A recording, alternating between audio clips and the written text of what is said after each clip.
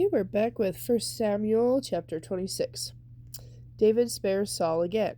Now some messengers from Ziph came back to Saul at Gibeah to tell him, David is hiding on the hill of Hachilah, which overlooks Jeshimon. So Saul took 3,000 of his best troops and went to hunt them down in the wilderness of Ziph. Saul camped along the road beside the hill of Hachilah near Jeshimon, where David was hiding, but David knew of Saul's arrival, so he sent out spies to watch his movements. David slipped over to Saul's camp one night to look around. Saul and his general Abner, son of Ner, were sleeping inside a ring formed by the slumbering warriors. Well, will anyone volunteer to go in there with me? David asked. Ahimelech the Hittite and Abishai, son of Zerah, Joab's brother. I will go with you, Abishai replied. So David and Abishai went right into Saul's camp and found him asleep with his spear stuck in the ground beside his head. Abner and his warriors were sound asleep. Were lying, sleeping around him. Sorry. God has surely handed your enemy over to you this time. Abishai whispered to David, let me thrust that spear through him. I'll pin him to the ground, and I won't need to strike twice. No, David said, don't kill him, for who can remain innocent after attacking the Lord's anointed one? Surely the Lord will strike Saul down someday, or he will die in battle or of old age, but the Lord forbid that I should kill the one he has anointed. I'll tell you what, we'll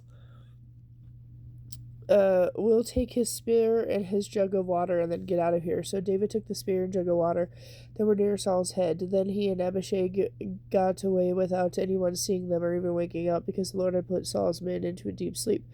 David climbed the hill opposite the camp until he was at a safe distance. Then he shouted down to Abner and Saul, wake up, Abner. Who is it? Abner demanded. Well, Abner, you're a great man, aren't you? David taunted. Where in all Israel is there anyone as mighty? So why haven't you guarded your master the king when someone came to kill him? This isn't good at all. I swear by the Lord that you and your men deserve to die because you failed to protect your master, the Lord's anointed. Look around. Where are the king's spear and the jug of water that were beside his head? Saul recognized David's voice and called out, is that you, my son David? David replied, yes, my lord the king. Why are you chasing me? What have I done? What is my crime? But now let the Lord the king listen to his servant. If the Lord has stirred you up against me, then let him accept my offering. But this is simply a human scheme. Then may those involved be cursed by the Lord. For you have driven me from my home, so I can no longer live among the Lord's people and worship as I should. Must I die on foreign soil, far from the presence of the Lord? Why has the king of Israel come out to reach for a single flea? Why does he hunt me down like a partridge on the mountains? Then Saul confessed, I have sinned. Come back home, my son, and I will no longer try to harm you, for you valued my life today. I have been a fool and a very, very wrong. Here's your spear, O king, David replied. Let one of your young men come over and get it. The Lord gives his own reward for doing good and for being loyal. And I refuse to kill you, even when the Lord placed you in my power, for you are the Lord's anointed one. Now may the Lord value my life, even as I have valued yours today. May he rescue me from all my troubles. And Saul said to David, blessings on you, my son David. You will do heroic deeds and be a great conqueror. Then David went away and Saul returned home. 1 Samuel chapter 27, David among the Philistines. But David kept thinking to himself, someday Saul is going to get me. The best thing for me to do is escape to the Philistines. Then Saul will stop hunting me and I will finally be safe.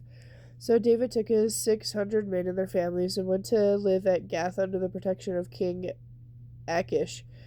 David brought his 2 wives along with him, Ahinoam of Jezreel and Abigail of Carmel, Nabal's widow. Word soon reached Saul that David had fled to Gath, so he stopped hunting for him. One day David said to Achish, if it is all right with you, would you rather live in one of the country towns outside of here in the royal city? So Achish gave him the town of Ziklag, which still belongs to the kings of Judah to this day, and they lived there among the Philistines for a year and 4 months. David and his men spent their time raiding the Gershurites and Gersites and the Amalekites. People had lived near Sur along the road to Egypt since Egypt times. David didn't leave one person alive in the villages he attacked. He took the sheep, cattle, donkeys, camels, and clothing before returning home to see King Achish. Where did you make your raid today? Achish would ask. And David would reply, against the south of Judah, the Jerahmeelites and the Kenites. No one was left alive to come to Gath and tell where he had really been. And this happened again and again while he lived among the Philistines. Achish believed David and thought to himself, by now the people of Israel must hate him bitterly. Now he will have to stay here and serve me forever. 1 Samuel chapter 28. Saul consults a medium. About that time, the Philistines mustered their armies for another war with Israel. King Achish told David, you and your men will be expected to join me in battle. Very well, David agreed. Now you will see for yourself what we can do. Then Achish told David, I will make you my personal bodyguard for life. Meanwhile, Samuel had died, and all Israel had mourned for him. He was buried in Ramah, his hometown, and Saul had banned all mediums and psychics from the land of Israel. The Philistines set up their camp at Shunem, and Saul and the armies of Israel camped at Gilboa. When Saul saw the vast Philistine army, he became frantic with fear. He asked the Lord what he should do, but the Lord refused to answer him, either by dreams or by sacred lots or by the prophets. Saul then said to his advisors, find a woman who is a medium so I can go and ask her what to do. His advisors replied, there is a medium at Endor. So Saul disguised himself by wearing ordinary clothing instead of his royal robes. Then he went to the woman's home at night, occupied by two of his men. I have to talk to a man who has died, he said. Will you call up his spirit for me? Are you trying to get me killed? The woman demanded. You know that Saul has expelled all mediums and psychics from the land. Why are you setting a trap for me? But Saul took an oath in the name of the Lord and promised, as surely as the Lord lives, nothing bad will happen to you for doing this. Finally, the woman said, well, whose spirit do you want me to call up? Call up Samuel, Saul replied. When the woman saw Samuel, she screamed, you deceived me. You are Saul. Don't be afraid, the king told her. What do you see? I see a god coming up out of the earth, she said. What does he look like? Saul asked. He is an old man wrapped in a robe, she replied. Saul realized that it was Samuel, and he fell to the ground before him. Why have you disturbed me by calling me back? Samuel asked. Because I am in deep trouble, Saul replied. The Philistines are at war with us, and God has left me and won't reply by prophets or dreams. So I have called for you to tell me what to do. But Saul replied, why ask me if the Lord has left you and has become your enemy? The Lord has done just as he said he would. He has taken the kingdom from you and given it to your rival David. The Lord has done this because you did not obey his instructions concerning the Amalekites. What's more, the Lord will hand you and the army of Israel over to the Philistines tomorrow. You and your sons will be here with me. The Lord will bring the entire army of Israel down in defeat. Saul fell the full length on the ground, paralyzed with fright because of Samuel's words. He was also faint with hunger, for he hadn't eaten nothing all day and all night. When the woman saw how destroyed he was, she said, Sir, I obeyed your command at the risk of my life, and now do what I say, and let me give you something to eat so you can regain your strength for the trip back.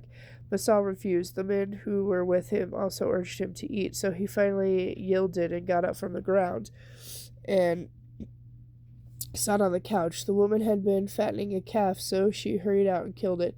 She kneaded dough and baked unleavened bread. She brought the meal to Saul and his men. They ate it. Then they went out into the night. Okay, and I'll be back tomorrow with chapter 12.